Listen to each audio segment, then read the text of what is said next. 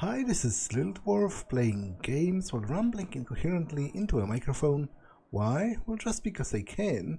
And I continue with Tyranny, Blind. Now I'm supposed to return to Tarkis Arri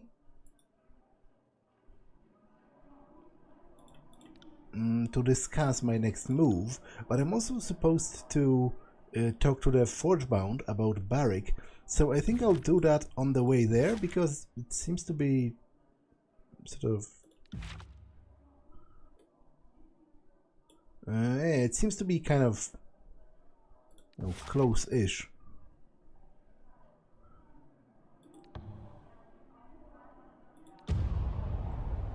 Oh, actually, interesting. So, that's not the route I would have him take, but...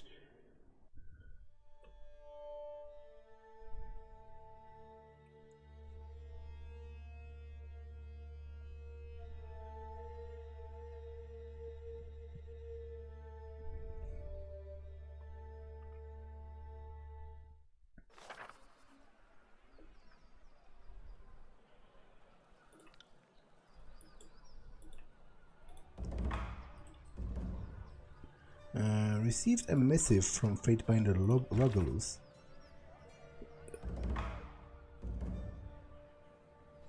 You insufferable upstart, how dare you take my sermons on cynicism to heart? I expect you stupid youngsters to ignore me, not actually listen to my wisdom. You're threatening the whole social order of things.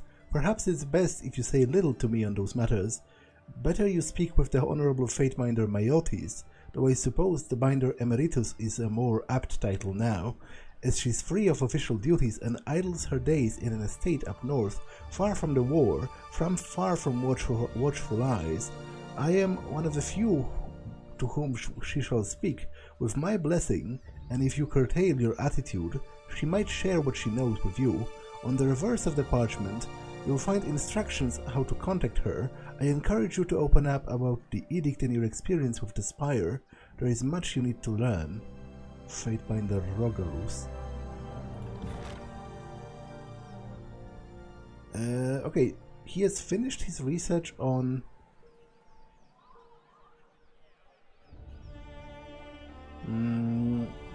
artifacts, so might as well talk to him as well. Quill in hand, you loom over a blank sheet of parchment. You have Binder Maiotis' contact information and contemplate your opening word. Let's send a polite introduction. I write to you at the urging of my peer and tutor, Fatebinder Rogalus. He has found himself bereft of answers, a condition rare for him, and suggested you might be the only source of information I seek. If you will pardon the imposition, it would mean a great deal to me to learn what you know of Kyr's edicts and the magic of the Spires. The mountain spire of the Tears has awoken to my presence, an event that occurred moments after I resolved an edict, so it's critical that I learn what has happened to me and what it all means. I thank you in advance for your consideration and wisdom.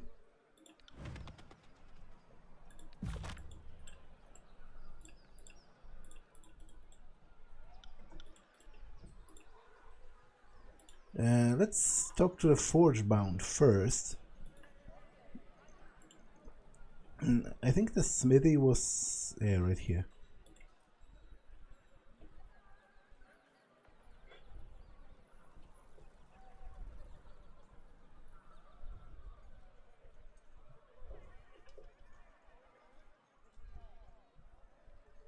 And then I'll actually visit the top of the spire to talk with the guy who was researching artifacts, just to see if he has uncovered anything interesting.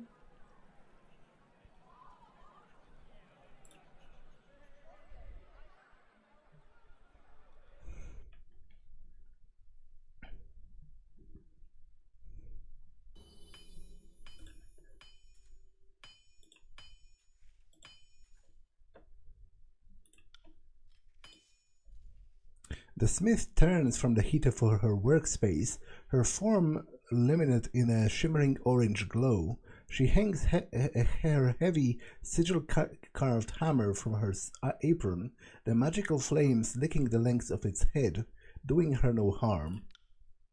Fatebinder, what brings you to the forge? Lohara sits down her hammer, then wipes her hands on her apron, an action that serves only to further muddle the sweat and soothe on both. I hoped you would examine Barik. Did the adjudicator not issue an injunction against precisely that action? Indeed, he sent the decision by bird to each of the guild workshops.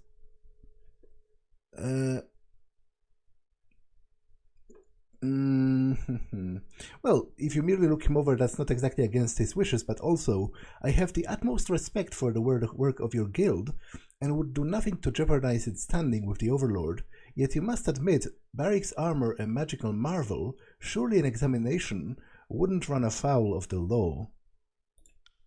You forge words like a courtier, and I have little doubt that you could twist any argument to your advantage were we pressed to answer for a crime. Allow me to state that in no uncertain terms, the Frogebound sworn our allegiance to Tunon. We do not easily forget our oath, nor do we rush to circumvent it. Our fastidiousness is not limited to our craft. I don't suppose you know any skilled smiths who lack your ironclad sense of loyalty. You ask me to be an accomplice to your crime? There might be an individual who might be able to help you. Rumor has it that there is a mage-smith of some manner in the Stone Sea. But by all rights I should have you killed, so I assume that she should have been killed, so I assume that she has worked out a deal with the glowing green bastard Nerat. I cannot provide you a name, but you might ask around Halfgate if you have the misfortune of being in that area. I appreciate it. Goodbye. As far as I am concerned, this conversation never occurred.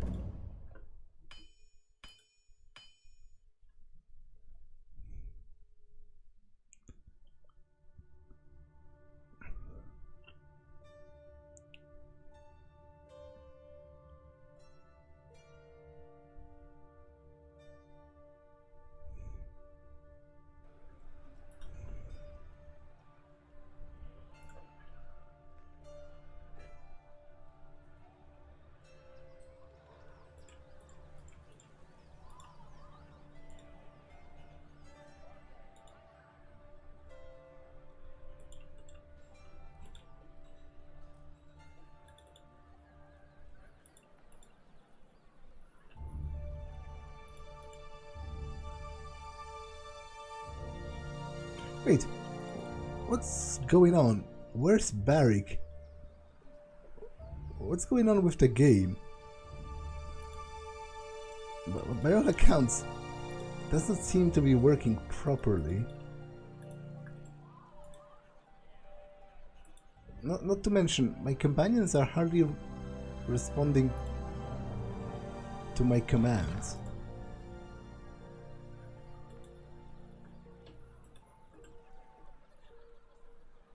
Okay, something is pretty broken.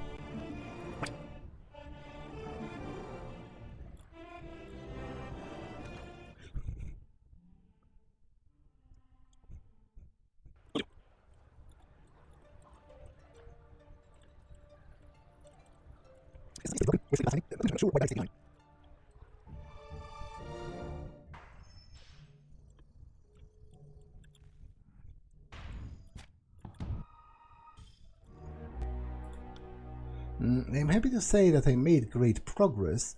Allow me to show you my findings.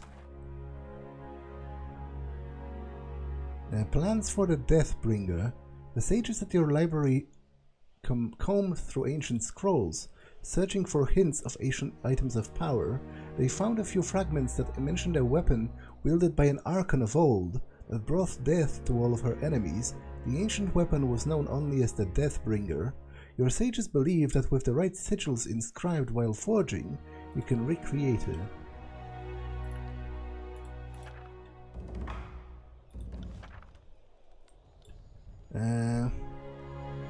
Okay, but I need a forge, so I would have to construct a forge in another spire once I unlock it, right?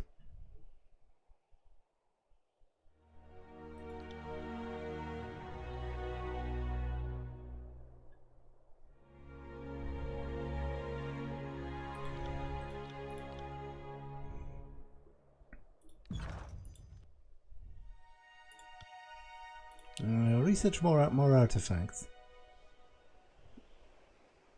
Do I have 6 scrolls? I do.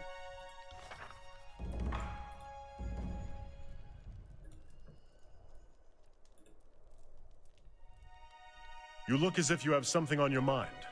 By all means. What? I think the game is broken. He's out of his armor, which very clear was not supposed to happen, at least not yet. What can I do for you? If you would have me travel at your side, then I am not opposed to seeing more of this degenerate realm.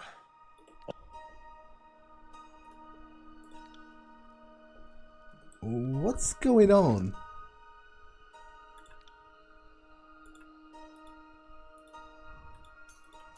Like, all of his items are missing.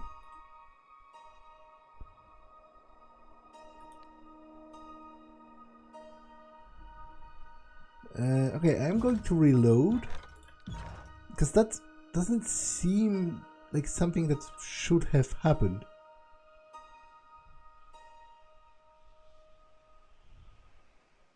I think I'm going to reload altogether, because that's clearly a bug, right?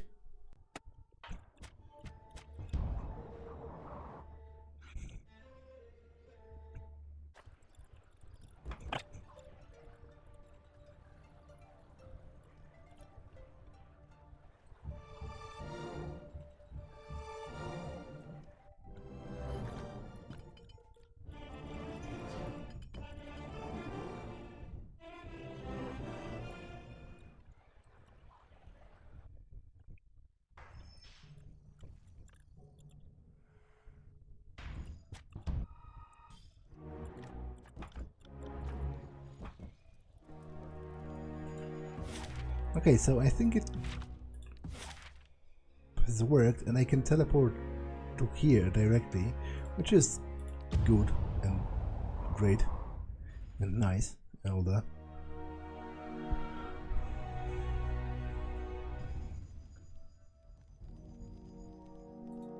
So what does this do? You feel as if your reach has broadened.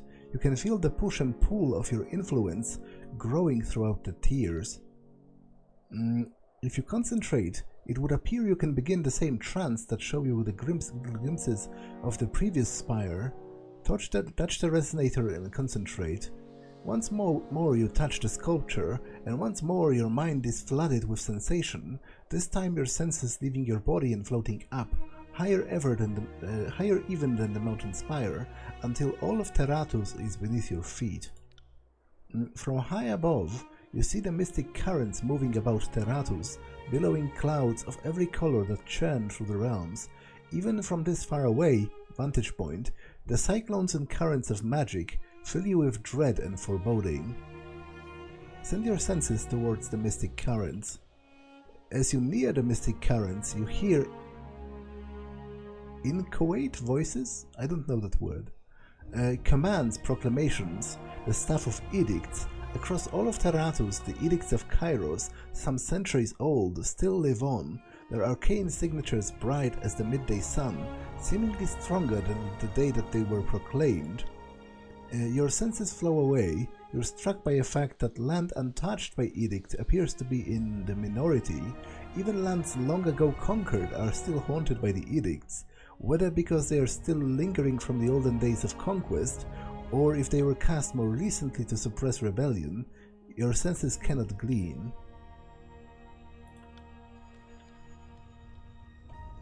Okay, do you have anything interesting to say? Well, if it ain't the big bad boss, come to see look at my wares, handpicked from the finest of battlefield corpses, I can assure you. The Scarlet Chorus member's milky dead eyes roll in their sockets as he bows deeply, mocking you. What will it be? What will it be, boss?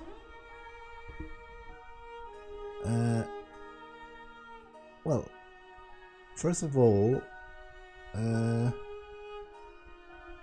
Corpse Eye, it's not a name. It's not really a name you come across every day.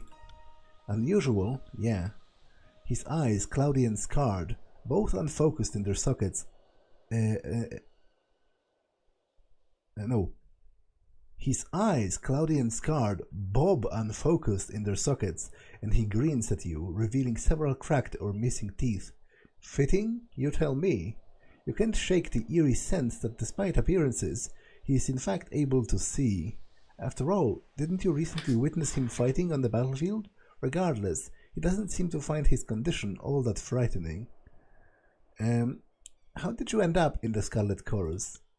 How does anyone, if not through piss-poor luck, know what happens when the chorus comes calling at your door and you don't open it? Worse than this, he warns, waving 2 fingers over his eyes. But I figure I've made my way of things. Working for a Fatebinder now, what finer honor could there be, right? He laughs, chokes and hogs a glob of spit at your feet. What do you think about the voices of Nerat? If I were a betting man, which I am now thanks to the chorus, I would put my rings on Nerat, and any churl with 2 wits about him would do the same. He shrugs. I don't fear many things no more, but he's sure one. Why do you fear him? Well, that's an obvious question, but still. He's got real means of making his problems go away, big or small. You don't want to be one of those problems, boss. I'd like to talk.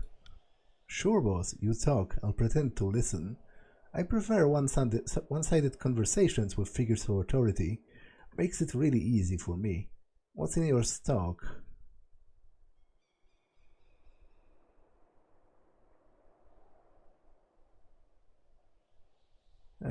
Stuff. But I don't have... do I have anything to sell?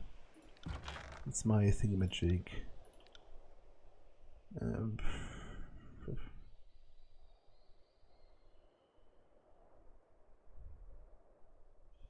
Guess I could sell this.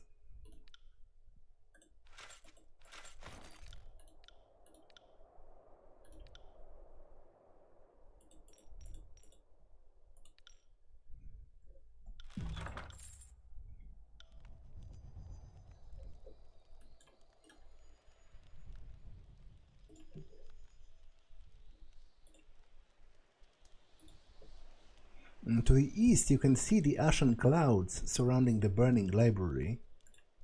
The fire pits burn with embers that give off an ethereal glow. Looking into the flame, you feel you can see glimpses of distorted faces.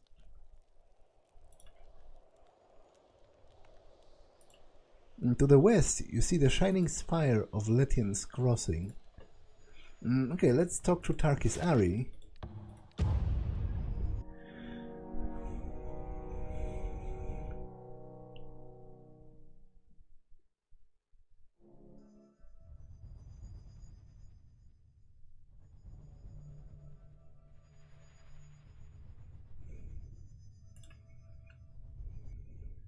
Fatebinder, welcome back. She smiles and bows. Our patrols have been chasing off stragglers from the valley, but otherwise, Vengeance Well is almost quiet for the first time in ages. Considering what we've been through, it's a much needed lull in violence. Fatebinder, he takes you aside and speaks low. Must we suffer these fools and play their game of disobedience much longer?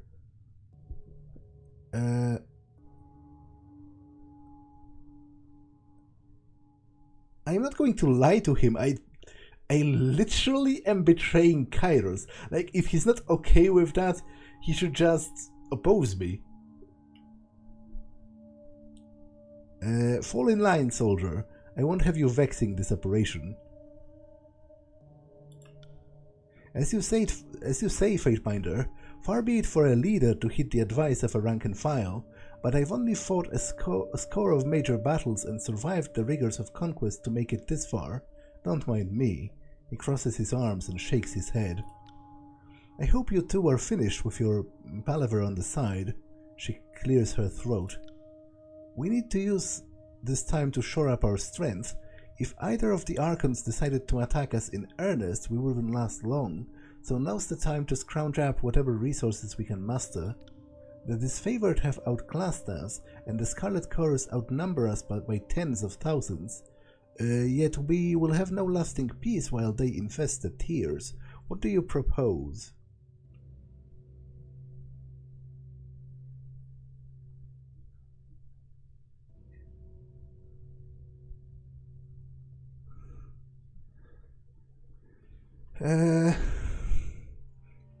Well, this sowing further fruit of the division seems like a alright plan. We divide and conquer Kairos' forces, and the Archons did the division step for us of the plan for us. How does that serve what Kairos is trying to accomplish here?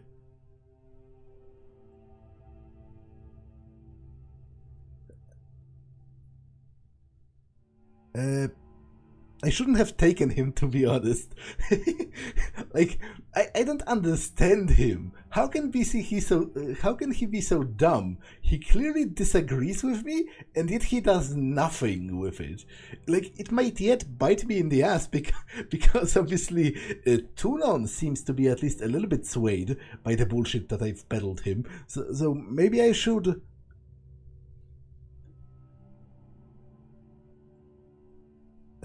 maybe I should bullshit Barik a little bit as well, just to assuage his conscience, because he might very well tattle on me to Tunon. I'm uniting these desperate forces under one banner as Kairos intended. A stranger interpretation of our directive than any I've heard before, but if these fools will rally behind nothing except a shared enemy, then I trust in your instincts. I like your ambition, but what you're proposing sounds a little beyond our scope. I would be happy if we achieved a position of strength on our home soil. She frowns. Though if we did manage to take back the tiers, it would send a message to anyone listening in the north.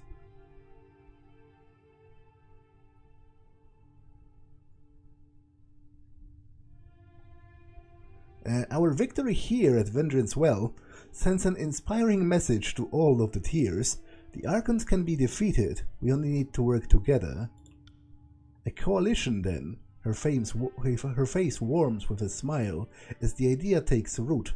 It's madness, but it has potential. We won't know if we never try, right? You've already proven yourself better at organizing us than the queens and regents who couldn't defend the tiers at our full strength. We've already tried and failed to unite the tiers, but you're our best chance to form some sort of alliance that can stand against the disfavored and the chorus. Fatebinder, any notion where we should start? You know the locals better than I. Who's nearby that might rally to our cause? I think Lethian's Crossing makes the most sense. It's not close to either disfavored or chorus strongholds, and more importantly, there are people there we could use. Whether we want to or not is a different issue. The Bronze Brotherhood mercenary company has been there for ages, and by all accounts they survived the wars, thanks in no part to their willingness to make a contract with Kairos' forces, so if they work for a foreign monster like Nerat, they might even work for us. If you think you could convince the Frogebound of Lethian's Crossing to back your neutral side of the war, we could redirect the iron away from the enemy and to our allies instead. You really think the Frogebound would make iron for you? Oh, certainly not, but they might make iron for you, which can surreptitiously mean that they will make iron for us. Or just come right out and tell them your plans. I figured you know those mage types better than I do. I just want to use them for their iron.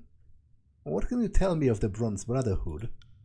I don't mind admitting that they could give a guard a fair fight, and we need warriors with that pedigree on our side. The Brotherhood isn't some fleeting gang. They've been in business for generations. From what I understand, they started defending Lethian's Crossing when my parents were young. We could use their ferocity on our side, even if the average brother is lacking in table manners.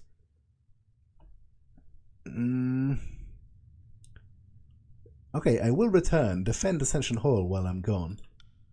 Our intelligence might be out of date, but the town should be run by a man called Eldian. I recall Retomon being the leader of the Bronze Brotherhood, assuming he didn't get himself killed in battle. I believe First Brother is the honorific. I'm told there's a new Forge Master at the crossing, someone called Zdenia. Maybe you can convince her to be more loyal to you than to Tunon. Good travels and happy hunting, Lord Fatebinder. Salute and take your leave. Farewell. Okay, I will exchange Barik for Ebb. Because, to be honest, Barik is not the best person to have around when plotting treason. He clearly doesn't approve.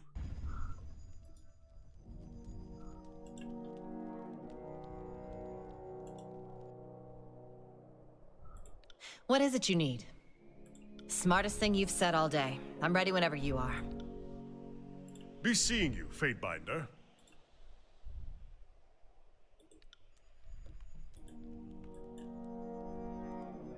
I got it. So I literally have to start with Lethian's Crossing, I guess. Are the other locations open? No, they are not, although the Secluded Forge is. So, you know what? I might start with that, actually.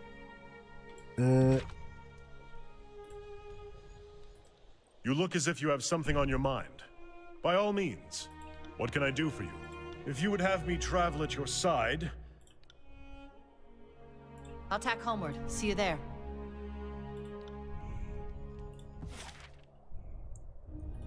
Let's go to the Secluded Forge. A small smithy rests on the outskirts of the city, overlooking a deep gorge. A plume of smoke rises from the chimney, making its presence well before it comes into sight.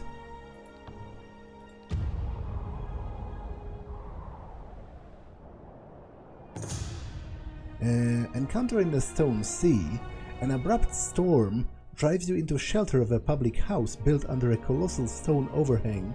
Travelers from across the tiers share the space with you, warily eyeing one another in near silence until thin stew and thinner ale loosen the lips of the gathered. A wiry woman with midnight skin sets a large gourd on the stone near the back of the cave. She challenges you to a game of daggers, in which players compete to throw identical knives at a target. The person who hits nearest the center in 3 tries wins. The purse, she states, will be 20 copper rings. Sure, I will play fairly. You stand and approach the woman, setting down your own twine-bound rings in challenge. The woman grins, turns and hurls her first knife, beginning the game. She seems quite competent with her hurled blade, but you sink 2 daggers closer to the center of the gourd than her closest. Impressed, she offers you your winnings and purchases your next drink.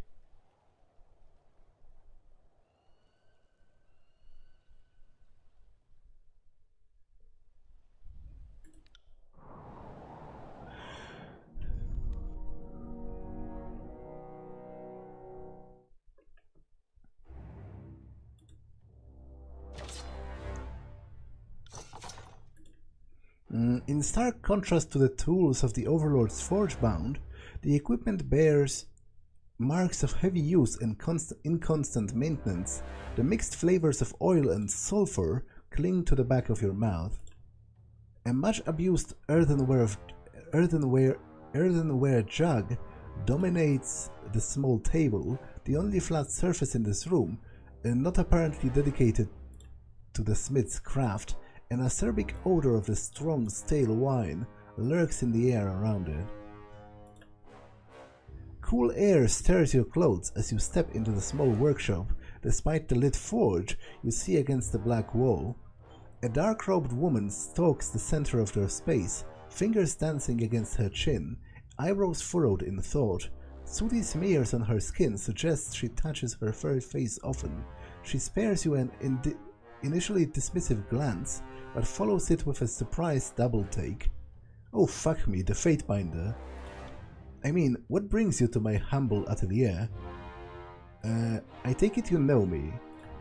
Does anybody not? Spires don't exactly light up like the sun every day. Who are you? You sought me out. I assumed you knew already. Or do you make a habit of walking into strangers' houses? Yeah, that's a very good point, actually. I'm called Lycentia. I know my sigils, but mostly I'm a crafter. They keep me around for odd jobs, fixing tools, repairing armor, and generally trying to keep Halfskate from falling into the stone sea. Now, the game actually crashed. That's why this scene is a little bit different, because it crashed in the middle of this conversation, which is the first crash to desktop I've had, but still surprising. Nice forge. Thanks, I made it myself, she chuckles. I'm particularly fond of the heat wards, not just on the account of comfort, keeping the place from going up in flames, barring anything unusual. Had that thought after she frowns and drops into silence. After the Vellum Citadel? Are you a sage? Is anyone anymore? Heard the school burned up. Surprised you took notice. Lycentia here is a former sage. It's not that she ever officially left, it's more that she got tired of life in the Citadel and never came back. I studied among the sages once, years ago, worked for the royalty of Azure, a while after that. Nice work until Cairn arrived. Are you going to prosecute me? She looks you over. Well, not today. Then let me ask again, why are you here? I need you to examine my friend Barik. This one, I assume, he's pointy. Her gaze wanders around Barik's assortment of sharp edges. Damn it, Fatebinder, why can't you leave this be? Leave what be?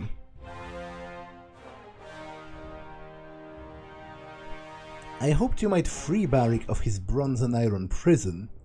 Fatebinder, you know as well as I that Tunon forbade this. I cannot be complicit. Well, he didn't forbade it in a way. He said none of Kairos' people are to waste time on this.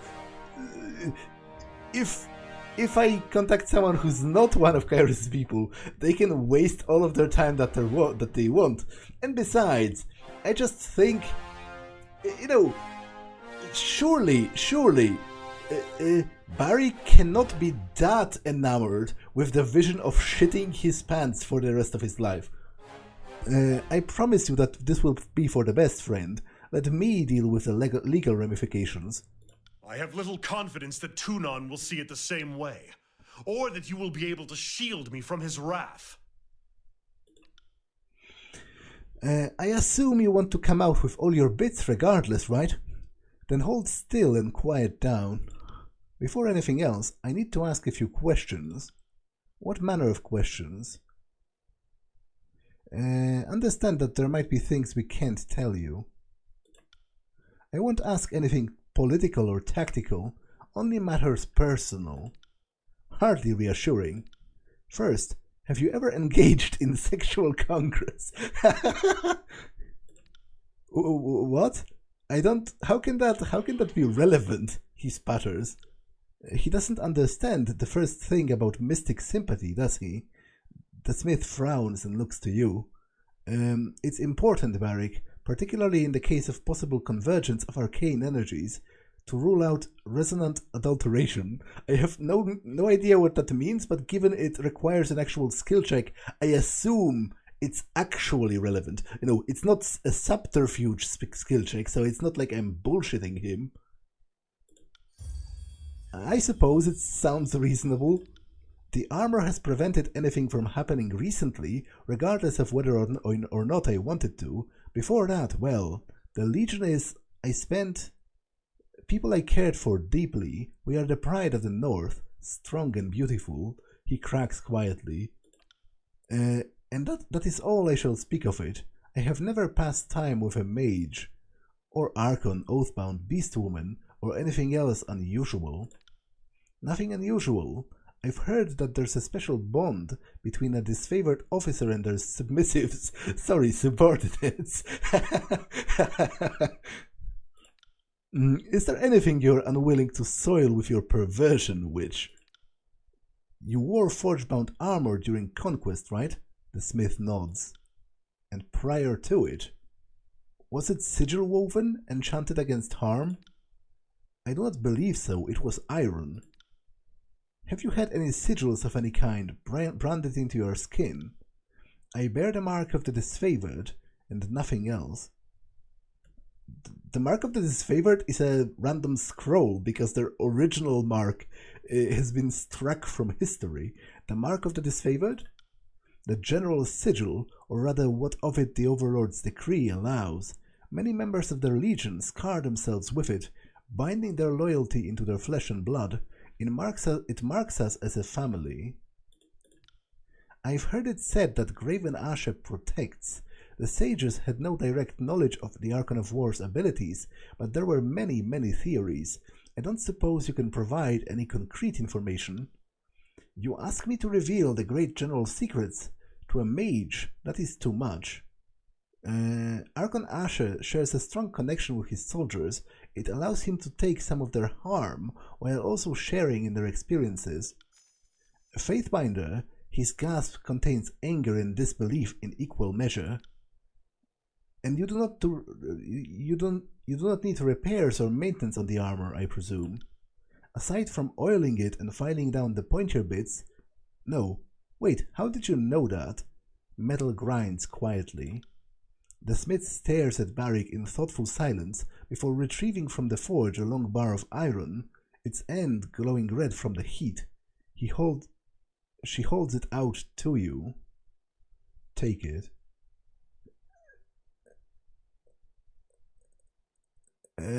What? Next, you'll want to stick that into him through his armor. It's going to hurt regardless, but I suspect the quicker the better. She leans towards you, lowering her voice. Are you insane? Perhaps a little. Comes with having most everyone and everything you know wiped from the face of Terratus with a few magic words from a distant tyrant. She shakes her head. But no, I am not without reason. Well, I'm not going to do it unless you explain yourself. I can't. Suit yourself. She turns from you, lowers the heated iron, and with a shockingly fast thrust, drives it into Barik's side. Well, are you insane? Howling in agony, Barik staggers backwards, gasping at his side. The smell of burnt flesh hits your nostrils a moment later. Reaching down, Lycentia grabs the iron rod and tugs it from Barik's side, eliciting another scream of pain. She takes a step back as his gauntlet swings out in a wild attempt to backhand her. Fucking shit on an ill-starred beast mother of asses. What in the great general's name, woman? Was that necessary? Of course it was not fucking necessary. I did not ask for this. He roars, his armor ringing like a gong as he slams one of his gauntleted fists into the other. Amazing. The smith holds up a sizzling metal, drawing a sigil in the air with her free hand. Examine the wound. You bend close to the wound, but Barik's hand is clamped over the hole, obscuring your view. Well, I need to see the injury, Barik. With slow reluctance, Barik moves his gauntleted hand from the hole in his side. You peer through the hole in the oxidized bronze and iron shell, willing yourself to ignore the mixing smells of cooked meat and fetid human waste. You see the ragged oozing flesh beneath, a gaping red cavity pulsating in time with Barik's labored breaths. Even as you watch, the wound seems to close, bronze-colored skin knitting together at the edges like a slowly closing mouth. It's not merely the skin, however. Barik's armor cage slowly shifts and flows, incrementally reducing the aperture. Are you seeing this too? His armor seems to be healing, just like the flesh. Put your finger in it. His armor seems to be healing, just like the flesh. Exactly, and the edges. If she's making any attempt to hide her excitement, she's failing spectacularly. Your armor and flesh heal as one. Is that standard property among the disfavored? She straightens, peering into Barik's mismatched eyes. Not to my knowledge. If he and the armor heal as one, they are likely mystically bound together. Indeed, Tunon likes the smart, I take it. The question remains, though, why does this happen? She smiles appreciatively at you. I have a working theory, but what I can't make out is what differentiates you from all of the other disfavored who served in the Bladed Grave. Maybe it's some trick of the blood, maybe it's your connection to the Fatebinder, or maybe something else. But I barely knew the Fatebinder prior to Vengeance well. There's a lot we don't understand about how the world works. Kairos' strictures against literacy and inquiry doesn't exactly help. She glances at you. I'm not going to turn you in. I appreciate that. Before I can suggest a solution, I need a sample of alloyed iron and bronze from the site of your entrapment. About this much could do. She holds an open palm, about 6 inches apart. Can't we just cut that much out of Barik? No, I'm not going to suggest that. We'll get you the sample. And I'll await your return. She turns from you, peering thoughtfully into her slack tub and the iron rod within.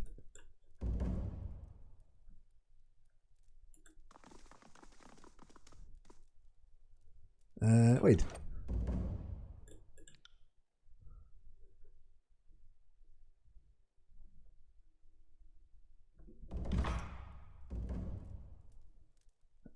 What's up with this? New items since the last visit. Okay. And I've received a missive on the subject... Wait. No, I read that before. I guess I haven't returned to it.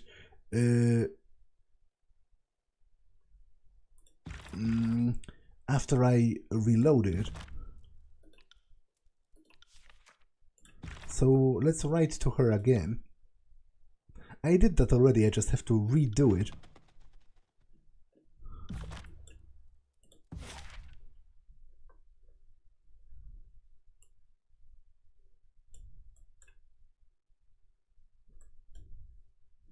Sentinel Stand outskirts.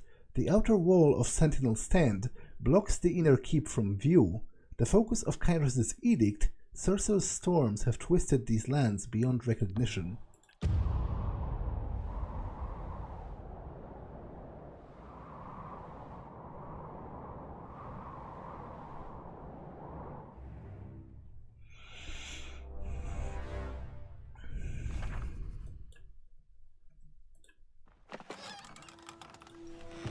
Right.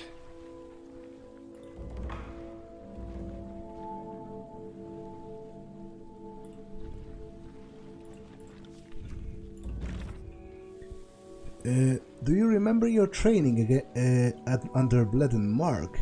I remember mine. Funny to think that you and I are about a century apart, but to Bleden Mark we are all children. I am now the oldest of the court's children, and I've seen much in my time. It's probably for the best everyone assumes I'm old, harmless, and worth shuffling away in the archives. If I were scrutinized too closely, I'm sure Tunon would find I've grown lax in my spoiled old age. Part of why I'm where I am is that I've kept my head down. You appear to be doing the opposite.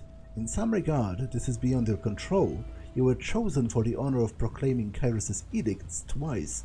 To decline would have meant death, but to accept means to be placed on the stage for all to see. Kairos' most powerful weapon is not the edict, it's her ability to hand us the rope that we willingly use to hang ourselves. Never forget this. There are numerous questions nestled in your request, which is why I wish to know what is it you wish to know most. Focus your inquiry, and I will answer the best I can. Okay, mostly I'm interested in the Spires, because I know a little bit about the edicts, but I know next to nothing about the Spires. It seems wise to know one's own domain, and seeing how now I am a master of a mountain spire, I ought to learn all that I can. If you would share with me what you know of the spires, I would be in your debt. I'll start with what I know and I have observed so far. The mountain spires seem to have been awakened at the instant the Kairos' Edict of Execution was put to rest. There was a burst of arcane energy that drowned out my senses, and I awoke at the summit of the spire in what seemed to be just a few heartbeats of time. Atop the spire is an old structure of sorts that seems to be the core of the spire's mystic energy. I've been seeing visions and receiving sensations from it. It seems odd to describe it as talking to me, but it's the closest analogy. Am I the first to report such things? There are other spires elsewhere in the world, correct?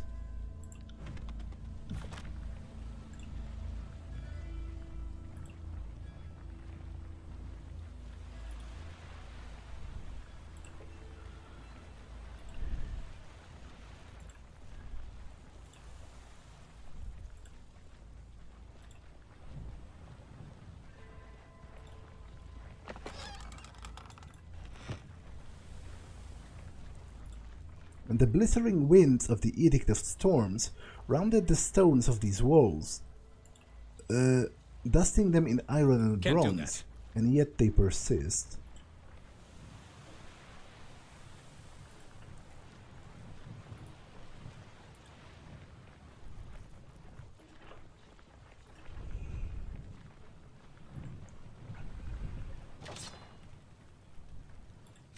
Can't do that.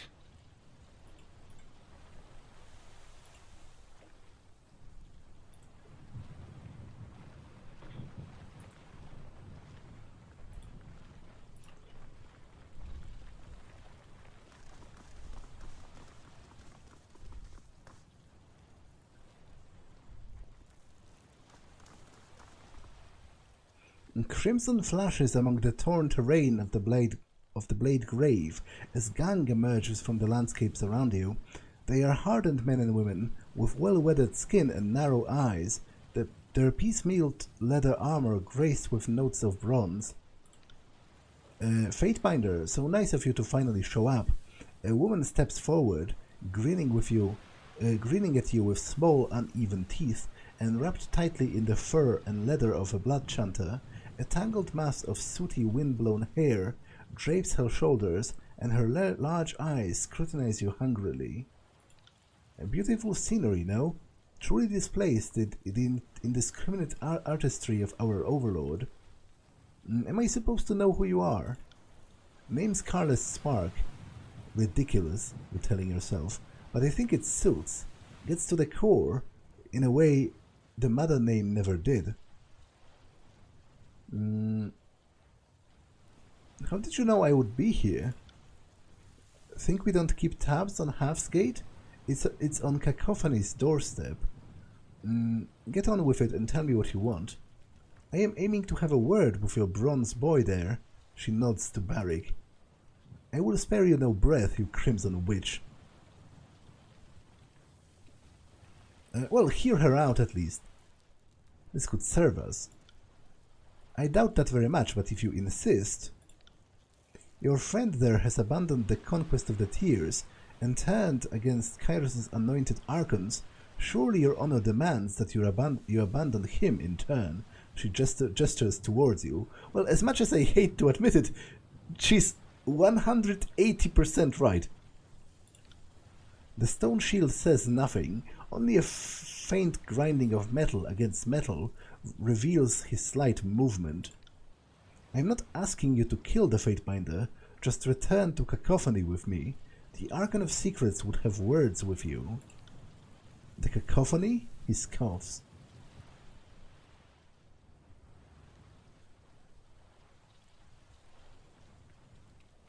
Well, I could send him there as... I assume this is set up for sending him as my spy, but I doubt it would work because the voices of Narat can devour minds. What do you say, Barik? Want to abandon me for the Archon of Secrets? The Fatebinder's judgment has proven solid enough thus far. Well, it was worth a try. I don't expect you'd be willing to sell the Ironclad's services to us. The Archon of Secret would be wildly, ridiculously grateful to have a personal audience with him. What does the Archon of Secrets want with Barik? Your heavy friend survived an edict and came out stronger for it. You think the voices wouldn't be a mite bit curious?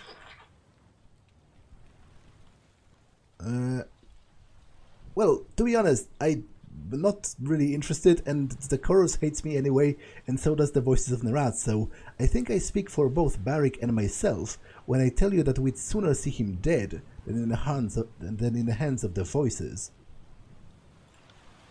That's the wisest sentiment I've heard in days. Shall we read the tears of this filth, then? I thought it might come to it in the end. Let's see if you live up to your legend.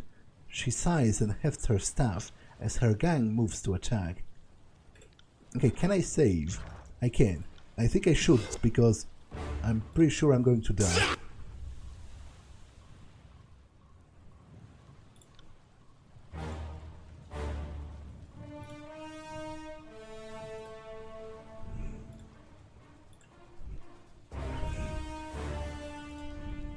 Be your champion!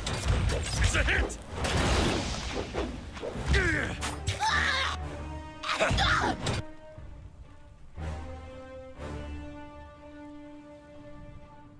Right.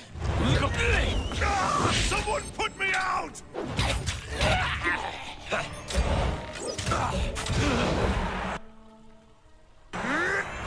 On your knees, worm! Right.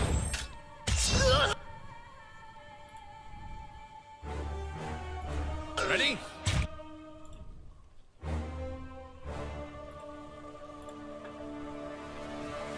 Will do.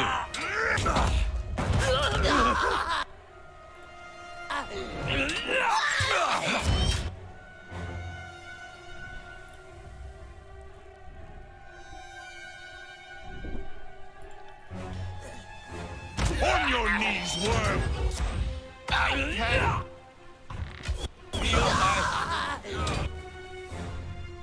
Will do.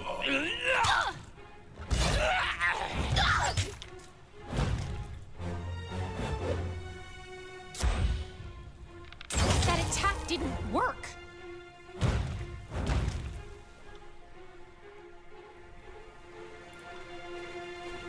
Will do.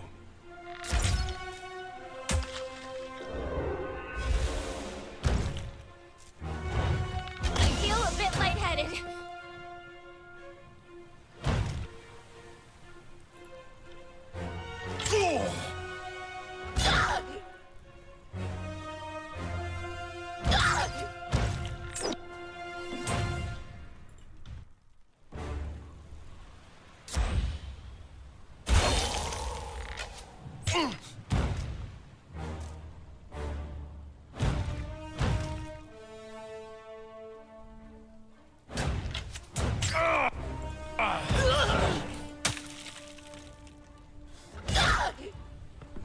Well, that went about as well as most fights go for me in this game.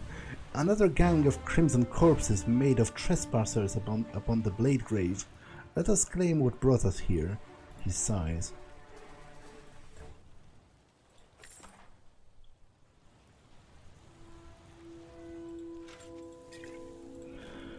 Will do. Will this do? It is nigh the size of a kite shield.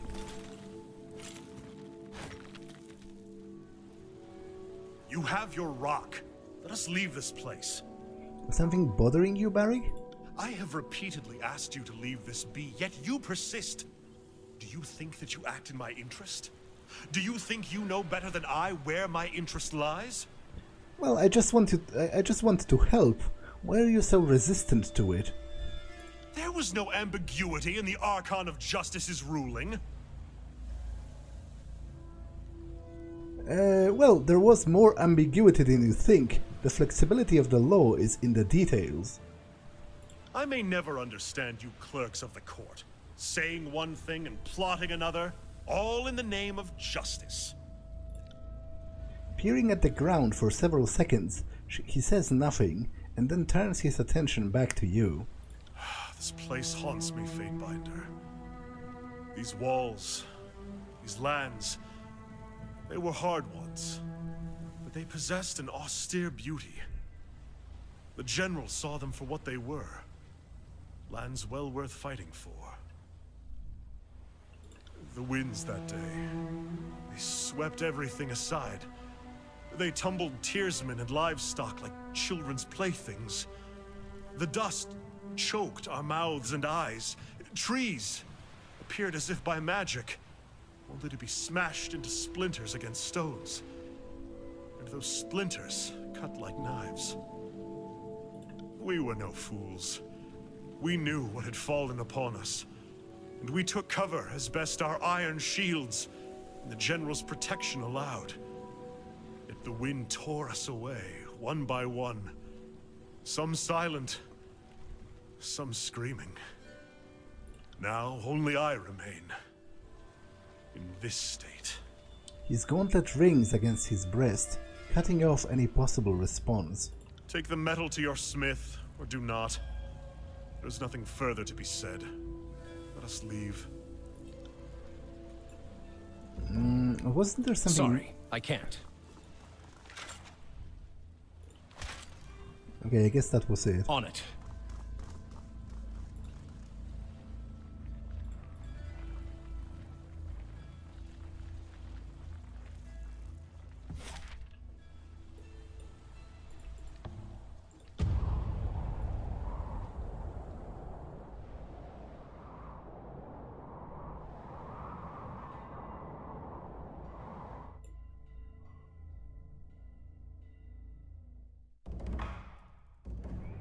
Received a missive.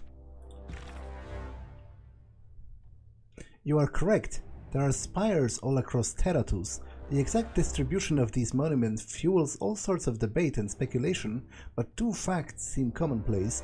Most spires are built near the old walls. Your mountain spire is a notable exception, and nearly every culture that predates Kairos has some local myth to explain the builders of those spires.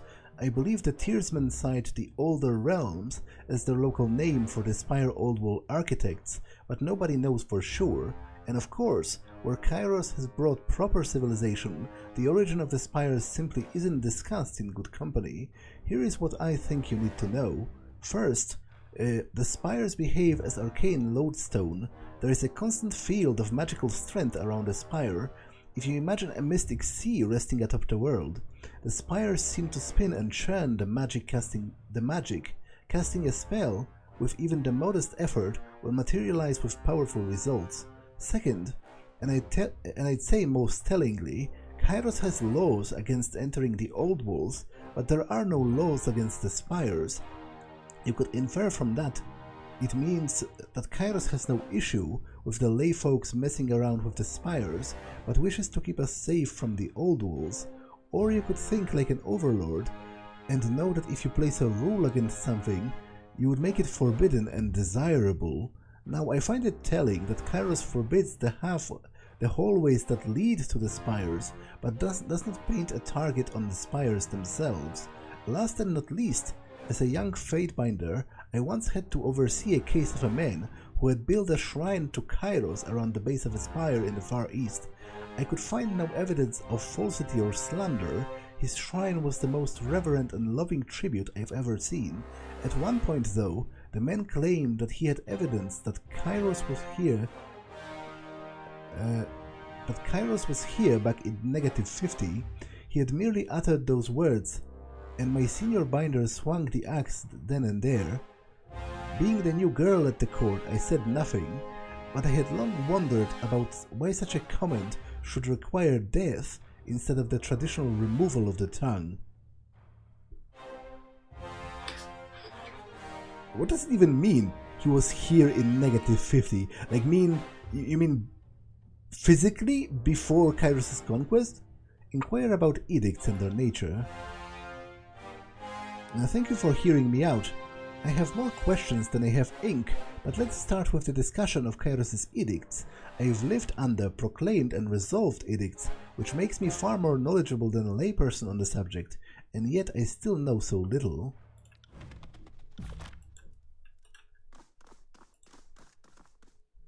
You're back. Did you secure the alloy?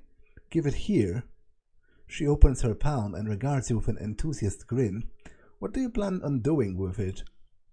First I'll poke, prod and otherwise examine it. What comes after that depends on what I find after the poking and prodding. Here. Oh, fantastic. She accepts the alloy and places it on her anvil. Mumbling, she traces her fingers in the air, forming a series of sigils. With rapt attention, Barik watches the smith move about the sample, examining it from several angles. He says nothing, though the faceplate of his helm shifts towards you. There's accusation in his eyes. A few other thoughtful sounds follow as she continues her examination. A revealing cantrip and some aimless grunting. Oh, come on, I could have managed this. This will do, this will most certainly do. She straightens, nodding vigorously. Lycentia brings her hands together again in a single sharp clap. It's going to take me a little time to work out the rock's properties, but it's a promising start. I assume that you will be stabbing it with a hot iron rod as well. Of course not, don't be ridiculous.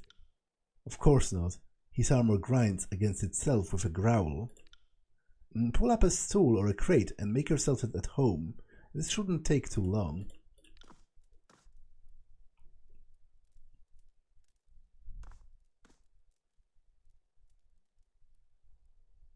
A few hours pass as Lycentia bombards the sample from the blade grave with a combination of hammering and spellwork.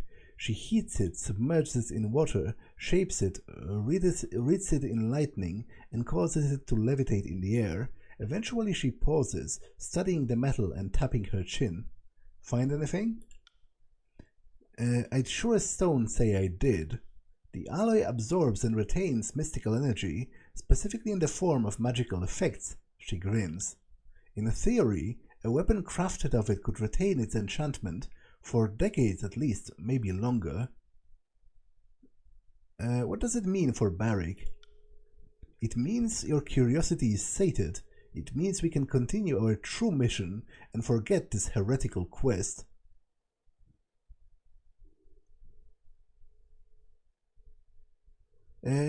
You live your entire life in service to Craven Asher and the Overlord. The added burden of the armor is ridiculous. I do actually believe that. He's literally having to shit himself. Like, that's humiliating, if not anything else. Also dangerous to your health.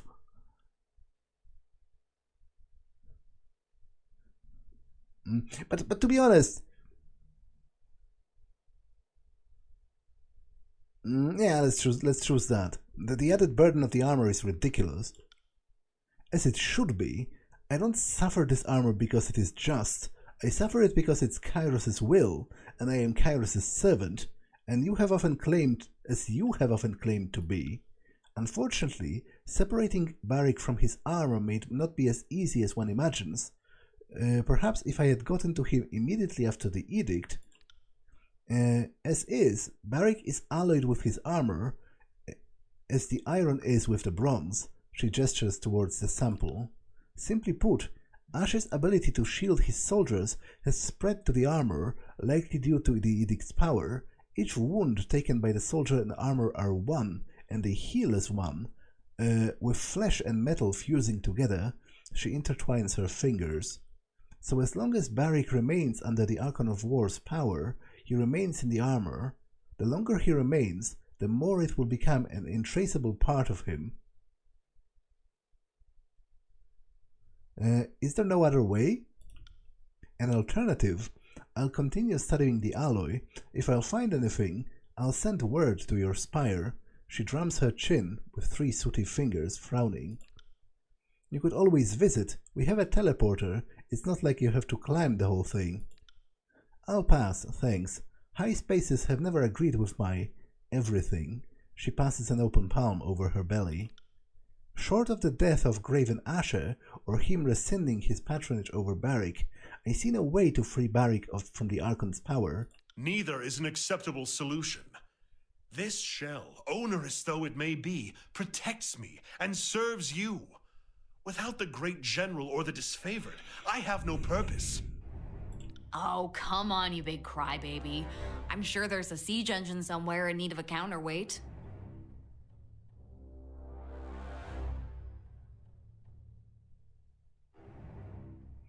Thank you. Please keep searching for a better way. My pleasure, Fatebinder. If I uncover anything of value, I'll dispatch a bird immediately.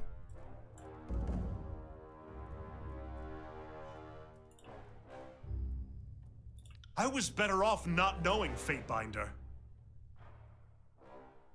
Well, now you know.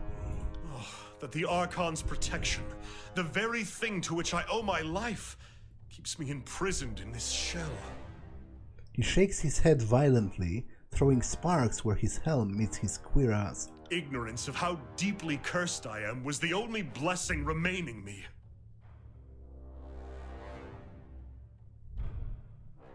I'm not going to suggest we kill Graven Asher. Obviously, he's probably going to, like, have a, heart attack or something, if I suggest that. I'm sorry, Barik. I'll keep searching for an alternative way to set you free. I appreciate the sentiment, Fatebinder, but truly, pursuing this further is folly. No choice exists here. This armor remains my cage, as Kairos willed.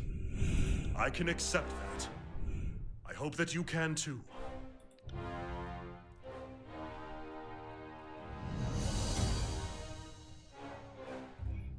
I guess it's done for the time being, right?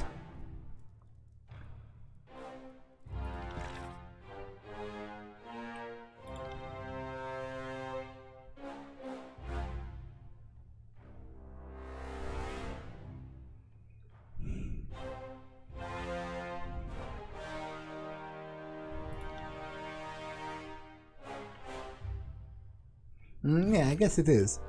Yes.